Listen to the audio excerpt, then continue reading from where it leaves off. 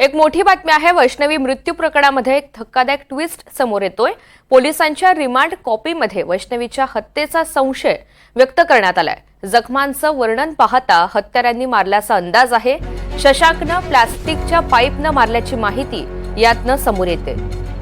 पोलिसांच्या रिमांड कॉपीमध्ये वैष्णवीच्या हत्येचा संशय हा पाहायला मिळतोय। जखमांचं वर्णन पाहता हत्यारांनी मारल्याचा अंदाज सुद्धा व्यक्त केला जातोय। शशांकने म्हणजेच वैष्णवीच्या पतीनं तिला प्लास्टिकच्या पाईपनं मारल्याची माहिती यातनं समोर येते। एकीकडे प्राथमिक जो अहवाल होता त्यानुसार आत्महत्या केल्याची माहिती समोर आलेली होती, मात्र आता या संपूर्ण प्रकरणामध्ये ट्विस्ट पाहायला मिळतोय। राहुल कुलकर्णी आपल्या सोबत आहेत। अधिकची माहिती जाणून घेऊयात। राहुल,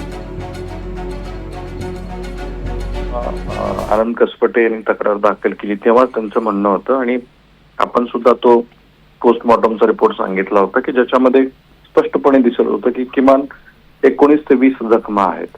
आता या जखमा कशाच्या? कारण वेगवेगळ्या शस्त्राचा वापर केला गेला आहे, एक प्लास्टिकचा पाईप वापरला आहे, असं साधारणपणे ह्या रिमांड कॉपीमध्ये म्हटलेलं आहे। आता याचा अर्थ काय की ती आत्महत्या नसून तो खून आहे अशा पद्धतीनं पोलिसांना तपास करायचा आहे। काल जेव्हा हे प्रकरण दाखल झालं तेव्हा त्याच्यामध्ये आत्महत्याचं प्रकरण आहे प्रथमदर्शनी असं म्हटलंय, परंतु शवविच्छेदनाच्या अहवालामध्ये death due to ligature compression of neck म्हणजे साधारणपणे मान जी आहे ती आवळल्यामुळं तिचा मृत्यू झालेला आहे असं म्हटलेलं आहे।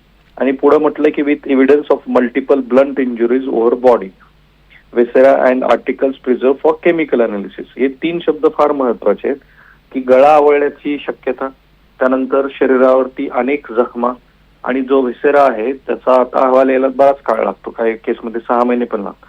तर हा जो पोस्टमॉर्टमचा ससूनच्या रुग्णालयातल्या 2 डॉक्टरांनी केलेला अहवाल आहे तेव्हा स्पष्ट होत आलेलं होतं की ही आत्महत्या नसून खून असण्याची दाट शक्यता आहे। आणि म्हणूनच रिमांड कॉपीमध्ये पोलिसांनी असं म्हटलं की याच्यामध्ये आपल्याला अधिक तपास करायचा आहे। महत्वाचं म्हणजे ते फरार असताना त्यांना कोणी मदत केली, जे वैष्णवीच्या अंगावरचं 51 तोळे सोनं होतं ते बँकेमध्ये गहाण ठेवलं आहे असंही आता समजतं आहे। तर ते का ठेवलं? आणि आपण जेव्हा राजेंद्र हगवणेच्या कार्यालयाची दृश्य महाराष्ट्रात दाखवली तेव्हा कल्पना नव्हती, पण पोलिसांनी रिमांड नोटमध्ये म्हटलं की त्या कार्यालयातलं जे इंटेरियर केलं त्याचे पैसे सुद्धा आनंद कसपटे यांना द्यायला लावले।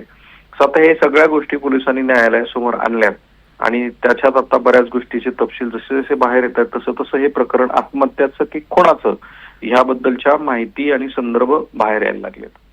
अगदी धन्यवाद सविस्तर माहितीसाठी।